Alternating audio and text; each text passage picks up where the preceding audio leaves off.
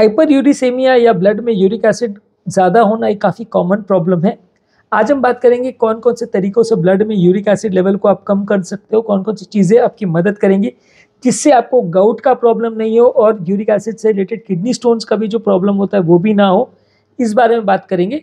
जो लोग को भी यूरिक एसिड ज़्यादा होने का प्रॉब्लम है उनके लिए टॉपिक काफ़ी रेलेवेंट और यूजफुल है। टॉपिक पर जाने से पहले जो लोग हमारे चैनल पर नए हैं उन्हें रिक्वेस्ट करूँगा कि चैनल को सब्सक्राइब करके हमें मोटिवेट और इंस्पायर करें।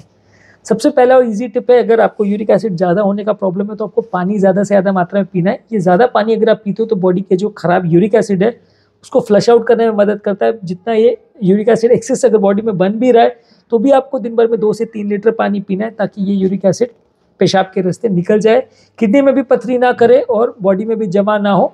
पानी इसलिए ज़्यादा पीना है।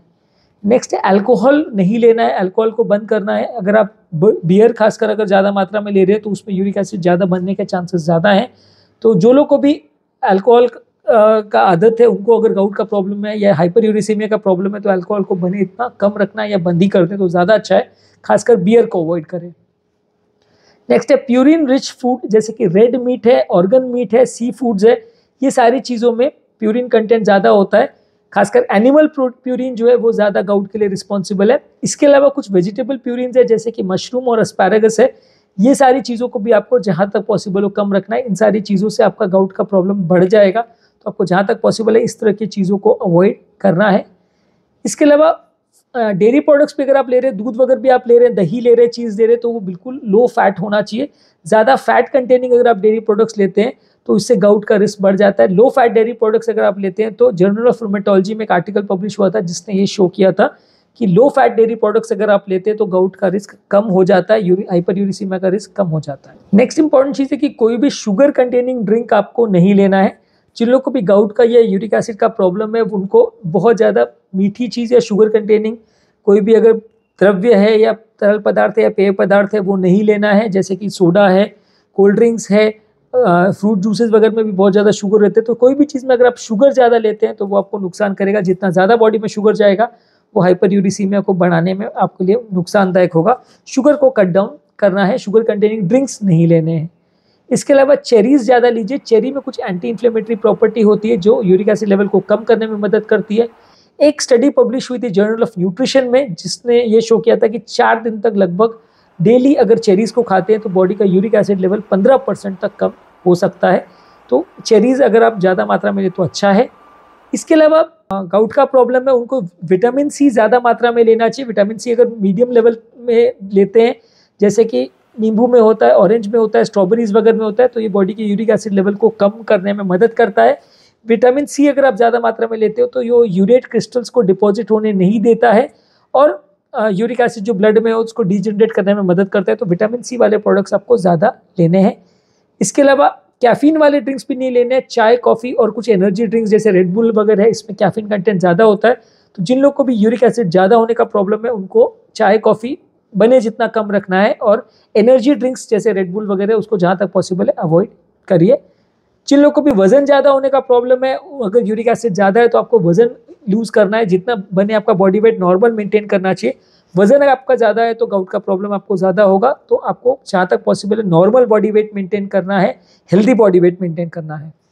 इसके अलावा हाइपर यूरिसेमिया के पेशेंट्स को रेगुलर बेसिस पे एक्सरसाइज करना चाहिए। लगभग आधा घंटा आप अगर डेली एक्सरसाइज करते हो तो जॉइंट्स का सर्कुलेशन इंप्रूव होता है, बॉडी का इन्फ्लेमेशन कम होता है, इससे गाउट का रिस्क कुछ हद तक कम हो जाता है।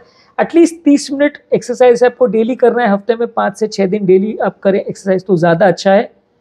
कोई अगर आपको अंडरलाइन मेडिकल प्रॉब्लम्स है, खासकर ब्लड प्रेशर है, डायबिटीज़ है, उसको लाइफस्टाइल चेंजेस के द्वारा, आपको मेडिसिन के द्वारा, डाइट के द्वारा उसको मैनेज और कंट्रोल करना है। ये दोनों ही प्रॉब्लम्स या बीमारियाँ जो हैं वो गाउट को बढ़ाती हैं।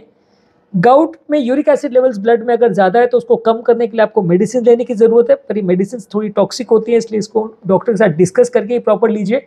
इसमें ज़ैंथीन ऑक्सीडेज इनहिबिटर्स जैसे कि एलोपेरिनोल आती है।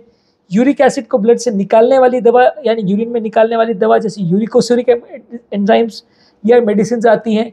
इसके अलावा यूरिकेज एंजाइम थेरेपी आती है, ये भी यूरिक एसिड को डिजनरेट करने में या उसके मेटाबॉलिज्म को अफेक्ट करती है। तो ये सारी चीज़ों को आप लेते हैं अगर तो ये बॉडी के यूरिक एसिड लेवल्स को कम करती है, गाउट के चांसेस को कम करती है ये। लेकिन मेडिसिन 100% सेफ नहीं है तो बिना डॉक्टर के डिस्कशन के उसको अवॉइड करें तो ज़्यादा अच्छा है।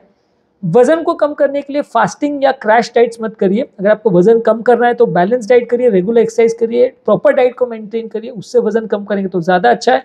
अगर आप क्रैश डाइट्स करते हैं और बॉडी को सडनली बहुत ज़्यादा वेट लॉस होता है तो उससे भी यूरिक एसिड लेवल्स ब्लड में बढ़ता है। इसके अलावा मेंटल स्ट्रेस को अवॉइड करिए। जो लोग का भी मेंटल स्ट्रेस ज़्यादा होता है उनको गाउट रिलेटेड प्रॉब्लम्स होने का चांस ज़्यादा होता है, यूरिक एसिड बढ़ने का चांस ज़्यादा होता है, बॉडी का मेटाबॉलिज्म नेगेटिवली इफेक्ट होता है, बॉडी में इन्फ्लेमेशन बढ़ता है। तो मन का स्ट्रेस या मन की चिंताओं को कम रखिए, yoga, meditation, deep breathing exercise करिए। इससे भी आपका मन का टेंशन और स्ट्रेस कम होगा तो यूरिक एसिड लेवल्स को कम करने में मदद मिलेगी। और लास्ट में ज़रूरी ये है कि आप अच्छी नींद रखिए। अगर आप अच्छी स्लीप लेते हैं तो 7 से 8 घंटे की, तो वो भी गाउट में मदद करता है, बॉडी के इन्फ्लेमेशन को कम करता है और ओवरऑल यूरिक एसिड के मेटाबॉलिज्म को कुछ पॉजिटिवली इफेक्ट करता है अगर आपको प्रॉब्लम है गाउट का। तो आज के टॉपिक में हमने बात की, अगर बॉडी में यूरिक एसिड लेवल ज़्यादा है तो आपको करना क्या है। बेसिकली पानी ज़्यादा पीना है, अल्कोहल कम रखना है, प्यूरिन रिच फूड्स को कम करना है, लो फैट डेयरी प्रोडक्ट ज़्यादा लेना है, शुगर के ड्रिंक्स को कम करना है, चेरीज ज़्यादा लेना है, विटामिन सी ज़्यादा लेना है, कैफीन को कम रखना है, वजन कम करना है, रेगुलर एक्सरसाइज करना है, कोई मेडिकल प्रॉब्लम जैसे डायबिटीज़, प्रेशर है उसको कंट्रोल करना है, रेगुलर यूरिक एसिड को कम करने वाली मेडिसिन लेना है, फास्टिंग और क्रैश डाइट्स को अवॉइड करना है, स्ट्रेस को कम रखना है, स्लीप अच्छी रखना है, ज़्यादा सोना है। तो यदि इस टॉपिक को संबंधित आपकी कोई कमेंट्स, क्वेरी, सजेशन है, कोई और टॉपिक्स पर आप चाहते हैं वीडियोस बनाए, कोई पेशेंट रिलेटेड क्वेरीज है तो नीचे कमेंट सेक्शन में उनके बारे में बताइए, हम उन्हें कवर करने का प्रयास करेंगे।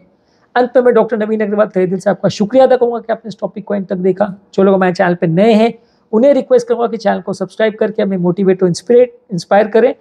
हमारे चैनल पर लॉन्ग वीडियोस जो नहीं चाहते हैं उनके लिए रेगुलर बेस पे सारे टॉपिक के इंपॉर्टेंट फीचर्स हम यूट्यूब शॉर्ट्स में अपलोड कर रहे हैं, जिसमें टॉपिक के सेलिएंट फीचर्स आपको मिल जाएंगे। आप इनको हेल्थ टिप्स की तरह फ्रेंड्स, फैमिली और सोशल मीडिया ग्रुप्स में शेयर भी कर सकते हैं।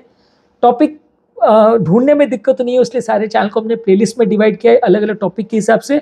आप जिस भी टॉपिक में आपको इंटरेस्ट है उसके लिंक पर अगर आप क्लिक करेंगे तो आपको ज़्यादा रेलेवेंट और यूजफुल कंटेंट मिलेगा, ज़्यादा ढूंढने की मेहनत नहीं करनी पड़ेगी।